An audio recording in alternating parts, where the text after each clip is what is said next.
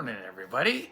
Let's pick up where we last left off. And sorry, it's been about almost 2 weeks, 12 days, I think, since my last video. And we're at the point where I was working a desk job in the North End as basically a stats coordinator. And I had my first time where I've ever had to deal with anxiety within my family, and needing a position, accommodated position that allowed me to sort of leave when I needed to and didn't have all the scheduling and personnel constraints that a uniform general patrol shift does. And those tend to be the hardest to maintain, that minimum staffing, and they have minimum requirements because you have to have a set amount of people on a shift working at any given time, and the desk job isn't a job where you're responding to any emergencies. Every uniform division has that person that keeps track of crime statistics and stuff, and it's really just one of those newfangled ways of keeping track of old school proactive policing, which should be just policing in general. I won't go too far off on a tangent, but yeah, so that position I was home every evening and every weekend, and that's what was needed for my family at the time, and so that's what I did. Regardless of whatever impact it might have on my career. And the reality was that it didn't negatively affect my career at all. So this was a necessary thing for me to do. And yeah, I mean, it was fucking boring for somebody who's a street cop through and through. It was, yeah, I didn't enjoy it, but it was exactly what I needed. And sometimes you have to think that way. If you're dealing with things at home, or if you've got personal issues, you're not tough just because you stick somewhere and tough it out and suppress or ignore whatever you've got going on personally or at home. That's just stupid. So yeah, so I was trucking along and I was in good company. There were a lot of great guys and gals in the detective office, which is where I sat, and so it was good. And I learned stuff that I never would have learned if I hadn't taken that job.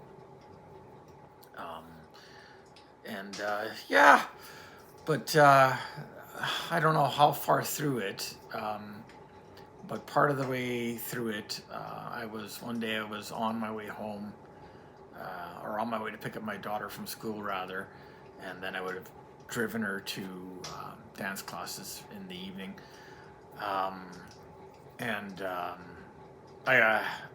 Before arriving at her school and waiting for her, I got one of those phone calls that we all dread getting, and it was a call from one of my actually recruit classmates, who was a patrol sergeant in the North End, so same division where I worked, advising me that my father-in-law had taken his own life. And so I'm going to talk a little bit about suicide in general in this issue, in this video. It's not an issue. I've got issues, but this video is just a video. And it's one of those things that we all deal with as cops, and of course all other first responders, well, paramedics and firefighters do too.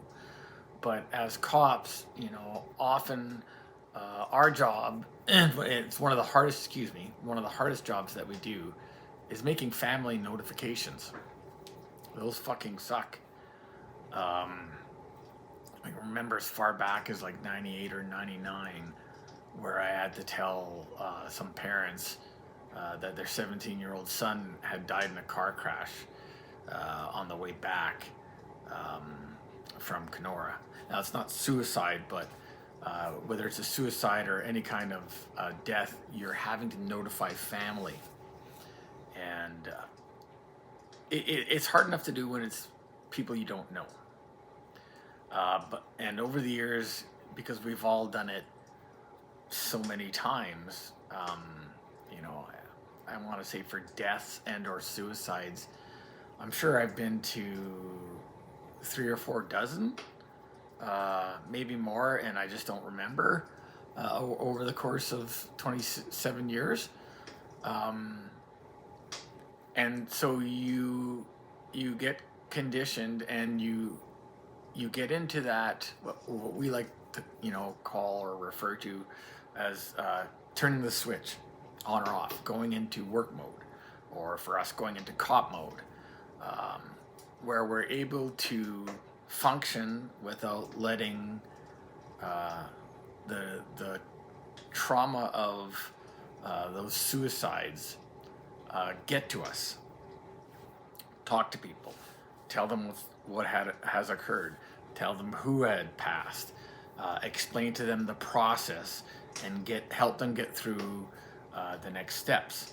So even though each one of those things, they're always sad when we go to them, but we're detached because it's no one really that we know, no one that we have an emotional attachment to, whether or not the relationship is good. So it's so very different. And I've been to ones, of course, lots of hangings, drinking to death. That fits in as a suicide, technically, I don't know. Cutting and bleeding out in the bathtub, that sort of thing. And then some just absolutely fucking horrific ones. I remember one in the Maples part of town.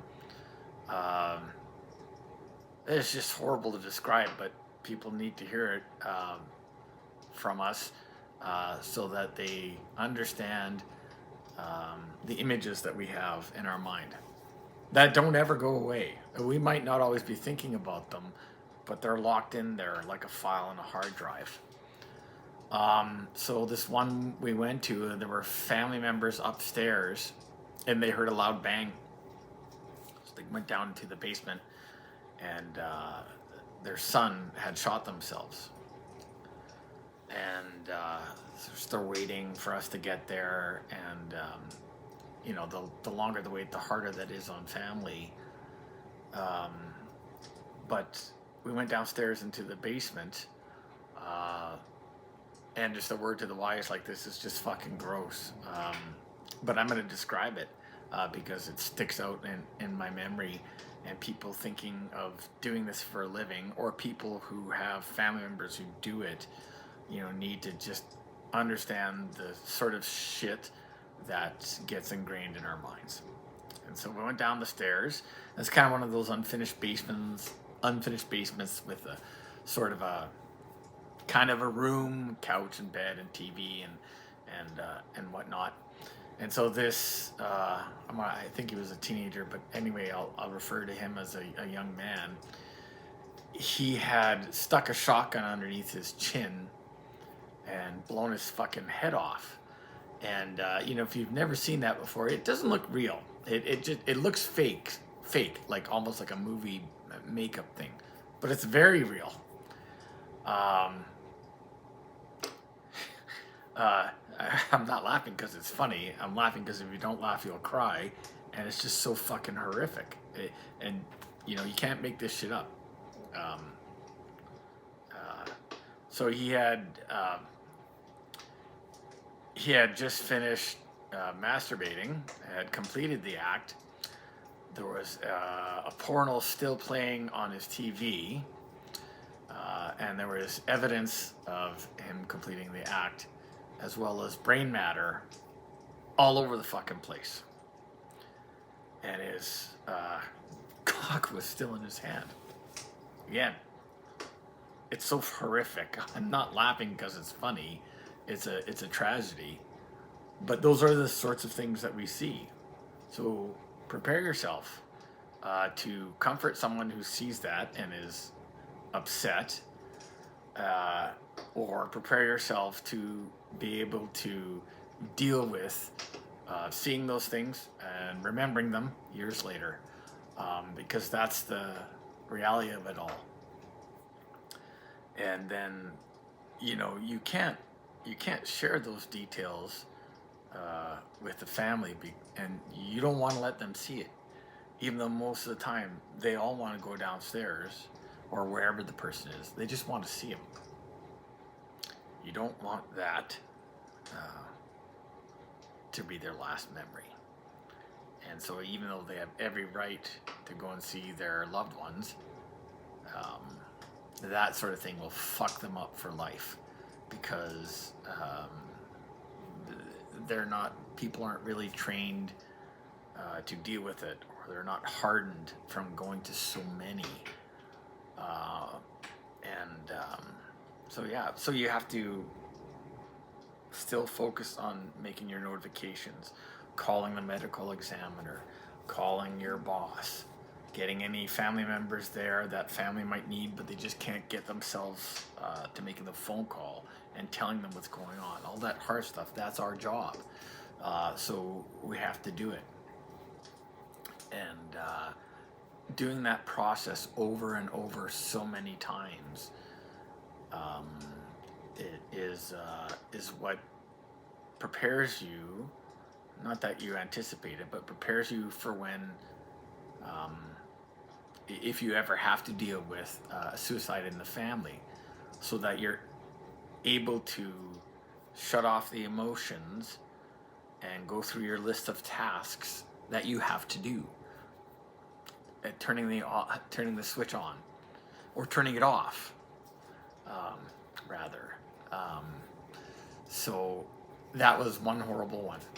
I remember another one where I had a recruit, and so I'm having to guide him or coach him through all the necessary evidentiary things that you have to do if you're first on scene, and having to preserve the evidence and initiate the investigation. In this particular case, I believe the fellow was a long distance driver, an older guy. He might have been sick with cancer. I can't remember all that part of it.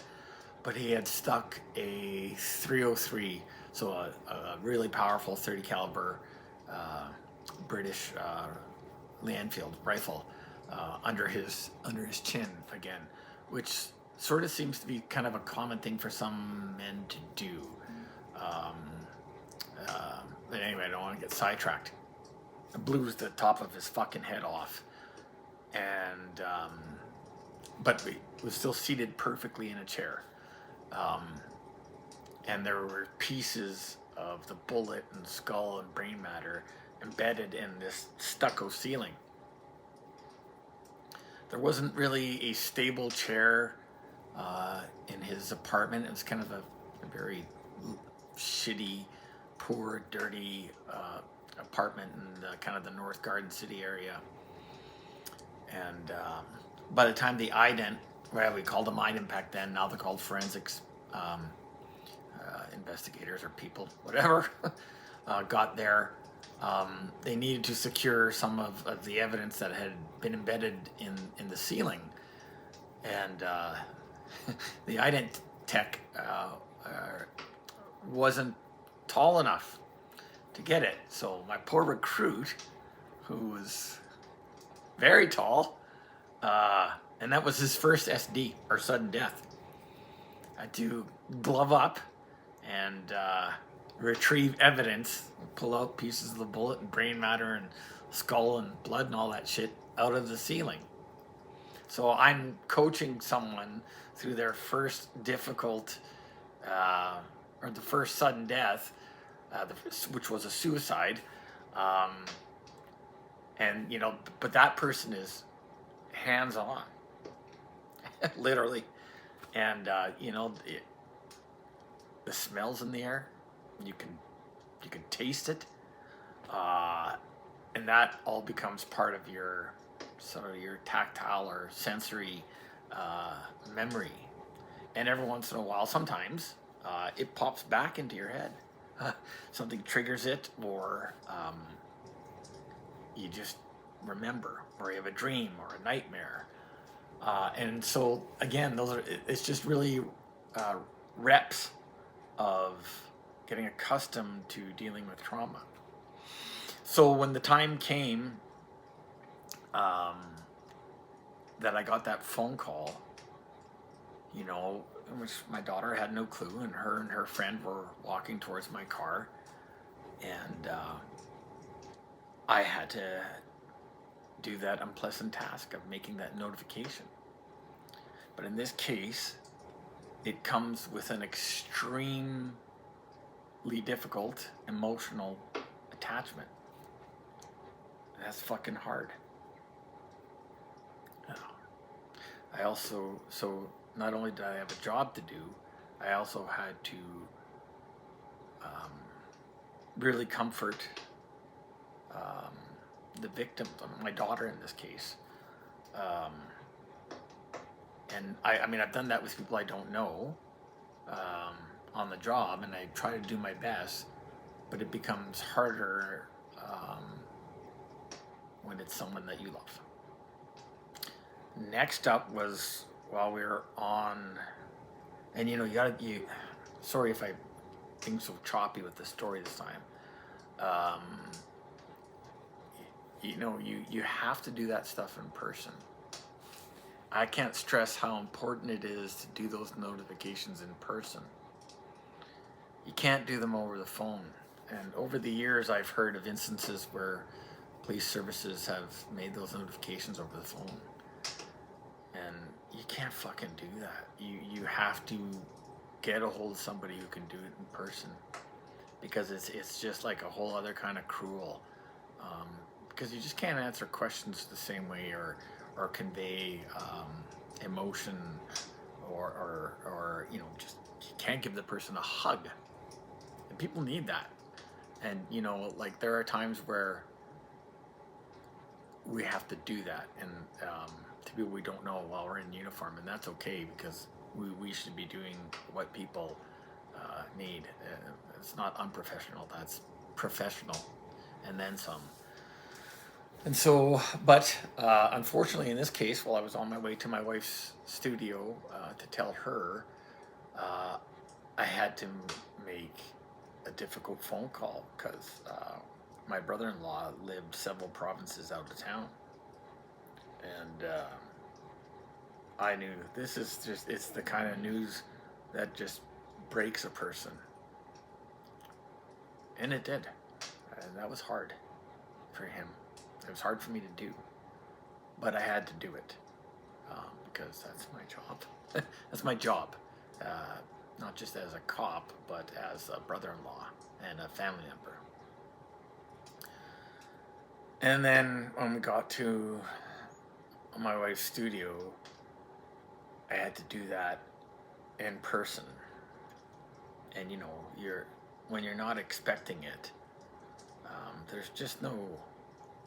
there's no great way for the person who's making the notification or delivering the news to do it. But I did. Of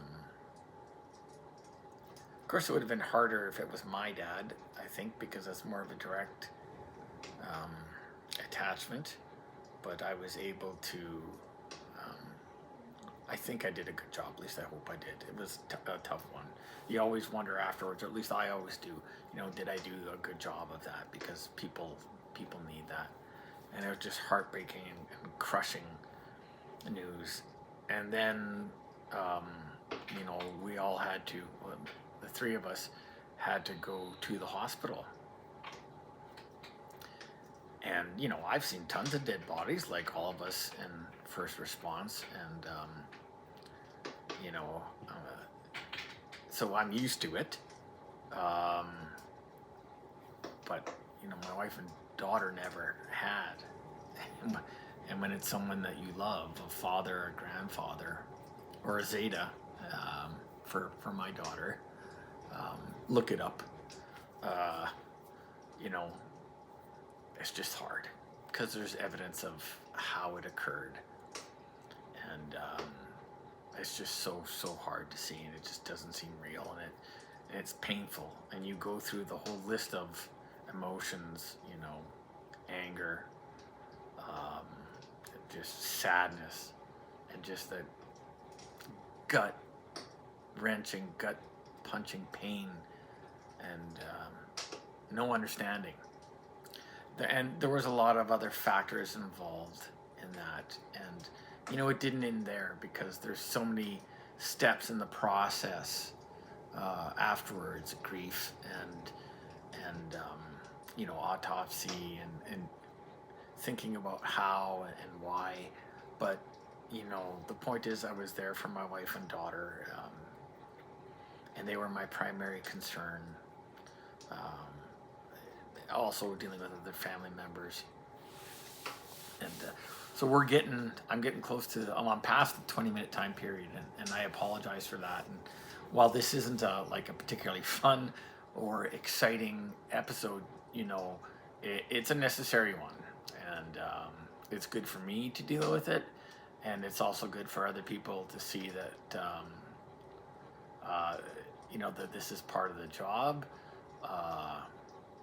And it's a healthy way for family members and friends to sort of understand the process that we go through, so that they can understand us. But before I do, I want to sort of do a shout out to my classmate who was the supervisor on scene. I knew the two officers that had responded, and I went to the house later myself. They did a fantastic job, and I appreciate how they handled things for my father-in-law's wife.